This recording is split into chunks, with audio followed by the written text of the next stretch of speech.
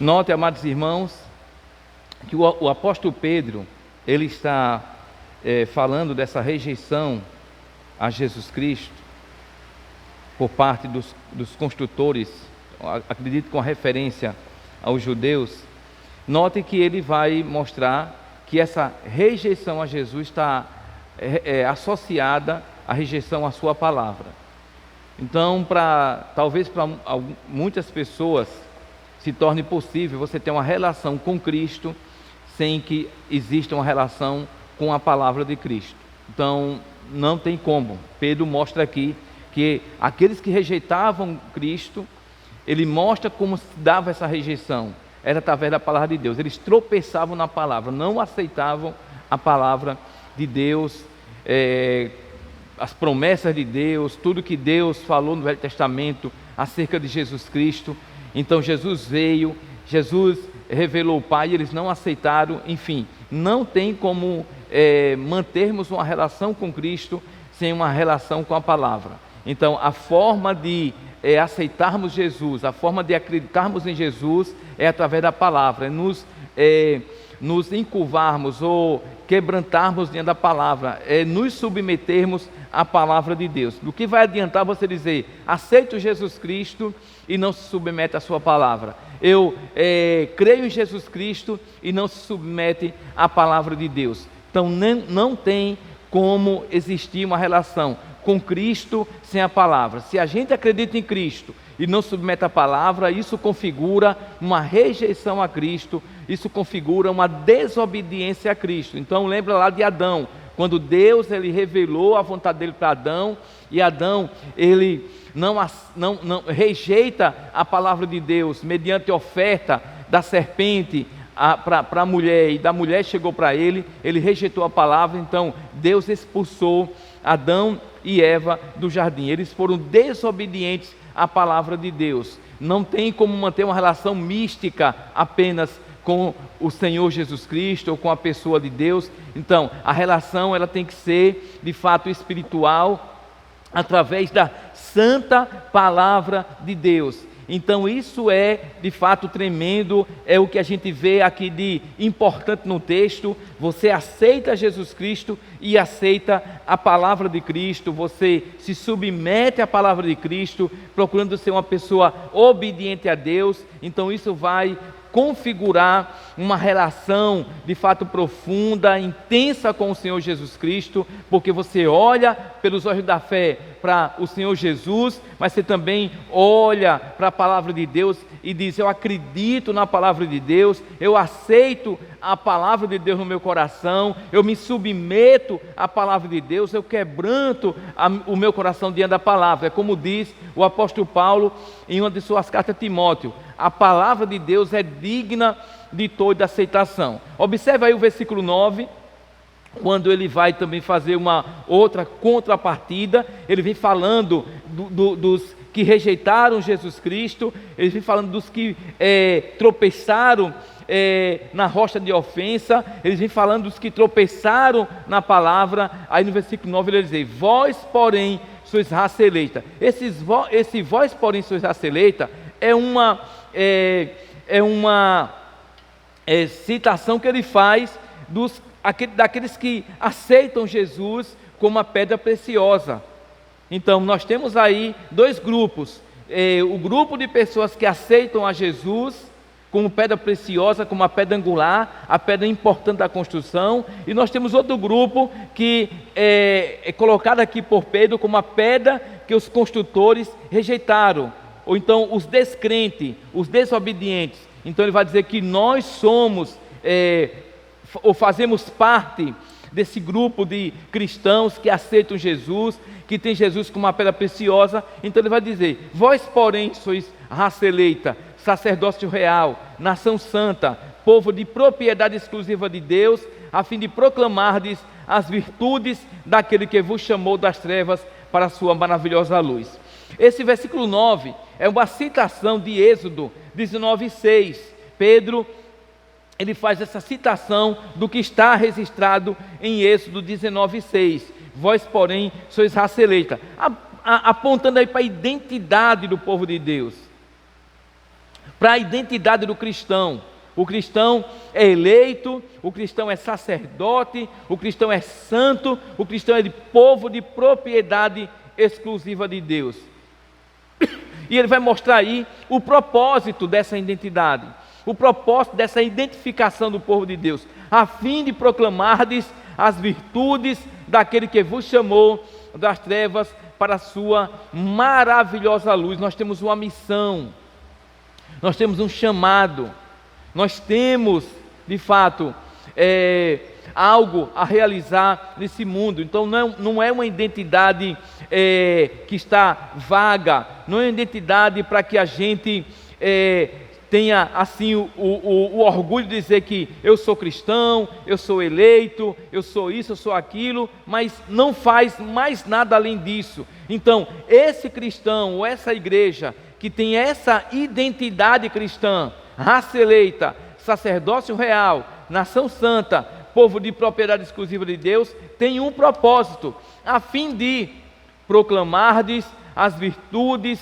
daquele que vos chamou das trevas para a sua maravilhosa luz. Nós temos um chamado para anunciar Jesus Cristo. Nós temos uma missão que é anunciar Jesus Cristo. O Senhor Jesus, antes de ser assunto ao céu, Ele chama os discípulos e diz para os discípulos que eles seriam suas testemunhas. Suas testemunhas. Nós somos testemunhas do Senhor Jesus Cristo. Nós somos chamados para pregar o Evangelho. Mateus capítulo 28, o último capítulo de Mateus vai dizer que Deus, Jesus nos chama para fazer discípulos em todas as nações. Então nós recebemos sim uma nova identidade, nós recebemos um coração novo, nós recebemos a fé no nosso coração, nós recebemos tudo de bom da parte de Deus no nosso coração, mas com um propósito, com uma finalidade de anunciar Jesus Cristo, de tornar Jesus conhecido entre as nações, de tornar Jesus conhecido como verdadeiro Deus, como verdadeiro Senhor e o verdadeiro Salvador da igreja. Então não vai adiantar de nada, amados irmãos, estarmos na igreja estudando sobre tantos assuntos da vida cristã, estudando sobre eleição, estudando sobre soberania de Deus, estudando sobre santidade, estudando sobre o nosso papel de sacerdotes, se nós não entendemos a finalidade de tudo isso, o propósito de tudo isso. Qual o propósito de sermos, na verdade, eleitos, sacerdotes e santos aos olhos de Deus? Qual o propósito de tudo isso? O propósito é de anunciar as virtudes daquele que nos chamou das trevas para a sua maravilhosa luz. Louvado seja o nome do Senhor. Olha o versículo 10. O versículo 10 é uma citação de Oséias 2:3. Vós sim, que antes não erais povo, mas agora sois povo de Deus, que não tinhais alcançado misericórdia, mas agora alcançastes misericórdia. É um privilégio, né? Pedro mostra aí o privilégio. Nós que antes não éramos povo, mas agora somos povo de Deus, que não tínhamos alcançado misericórdia, mas que agora alcançamos misericórdia de Deus. Que privilégio esse nosso como cristão, ser povo de Deus, ser chamado por Deus, experimentar da misericórdia de Deus, experimentar da bondade de Deus, experimentar do amor de Deus, experimentar da graça de Deus. É um privilégio para todos nós cristãos que servimos ao Senhor, que estamos na presença do Senhor. É por isso que o versículo 10 ele é interessante, porque ele vai explicar a razão da finalidade. Quando Pedro diz, a fim de proclamardes, então ele vai dizer que nós precisamos sim nos voltar para essa proclamação, porque antes nós não éramos povo de Deus, mas agora nós somos povo.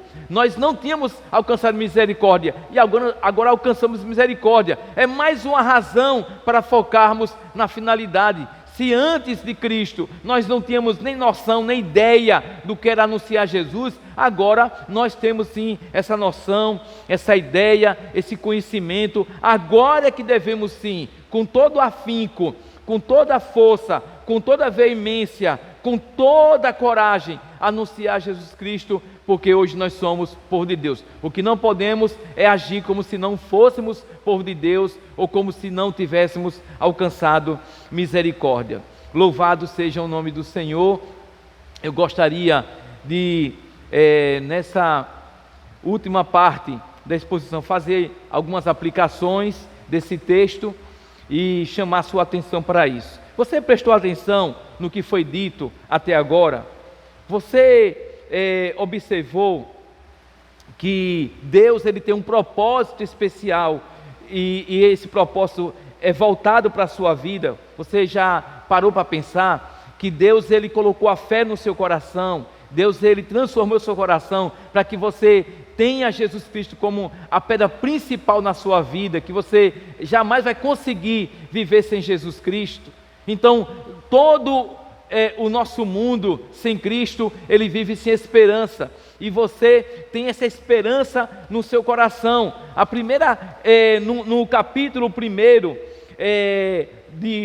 do versículo 3, da primeira carta de Pedro, vai dizer que Deus nos regenerou para uma viva esperança. Nós temos esperança no nosso coração, nós somos um povo esperançoso, nós somos um povo que acredita na vida, no porvir. Nós acreditamos que após a morte estaremos com o Senhor Jesus Cristo. É por isso que Pedro vai falar na sua carta que para os que creem, Ele é a preciosidade, a pedra angular. Você acredita nisso? Que Deus lhe salvou, que Deus lhe transformou, que Deus colocou a fé no seu coração para você olhar para Jesus Cristo, para você voltar o seu olhar para Ele. Jesus disse em João capítulo 3, versículo 15, que assim como Moisés levantou a serpente no deserto, assim importa que o Filho do Homem seja levantado, para que todo aquele que nele crê não seja confundido, não seja reprovado. Então somos nós essas pessoas que Deus escolheu para ter esperança em Jesus Cristo, para ter fé em Jesus Cristo, para ver Jesus como a preciosidade, a pedra angular, a pedra importante, a pessoa importante da nossa vida, e por isso nós damos valor. A segunda aplicação que eu gostaria de fazer nessa exposição seria relacionado ao versículo 9. Vós, porém, sois raça eleita, sacerdócio real, nação santa, povo de propriedade exclusiva de Deus, a fim de proclamardes. Você já observou que Deus lhe deu uma identidade? Você não é um indigente, você não é um cristão indigente, que não sabe o seu nome, que não sabe onde você mora, que não sabe quem são os seus pais, que não sabe aonde você nasceu. Você tem conhecimento, você sabe quem é o seu pai, que é Deus, a pessoa bendita de Deus. Você sabe quem é o seu Salvador, você sabe quem é de fato aquele que te chamou. Então você conhece a sua identidade, mas você age conforme a sua identidade, ou você age como um indigente, como se não soubesse de fato o que Deus estabeleceu na sua vida? Olha só o que é que Deus diz: você é eleito, e lá em Efésios diz assim: eleitos para ser santo. Deus te elegeu para ser santo. Você é sacerdote para oferecer sacrifício. Você é povo de propriedade exclusiva de Deus. Você é santo aos olhos de Deus, para proclamar. Você tem proclamado a palavra de Deus conforme a sua identidade, conforme esse caráter cristão, conforme todas essas virtudes? Você tem proclamado as virtudes daquele que te chamou? Você tem parado para analisar sobre essas questões? Que você antes não era povo de Deus, você não era cristão, antes você não tinha alcançado misericórdia que agora alcançou. Você já parou para observar tudo isso? Sem que haja isso na nossa vida, nós não agradaremos a Deus, nós não faremos a vontade de Deus. Observe, você hoje é crente, você hoje tem uma identidade, você hoje é povo de Deus, você hoje tem misericórdia de Deus na sua vida, você tem graça de Deus na sua vida, você tem amor de Deus na sua vida, para que você seja um cristão autêntico, para que você seja um cristão que agrade ao Senhor, que faça a vontade dEle e não se comporte como os que rejeitam a Cristo e rejeitam a palavra de Cristo. Você foi chamado para ser bênção, você foi chamado para ser servo do Senhor. Que Deus te abençoe, que Deus te guarde, que Deus guarde o seu coração, que você atente para a palavra de Deus. Você é, na verdade, bênção aos olhos de Deus. Você é um cristão que Deus ama e tem propósito na sua vida. Que Deus abençoe ricamente em Jesus Cristo. Amém.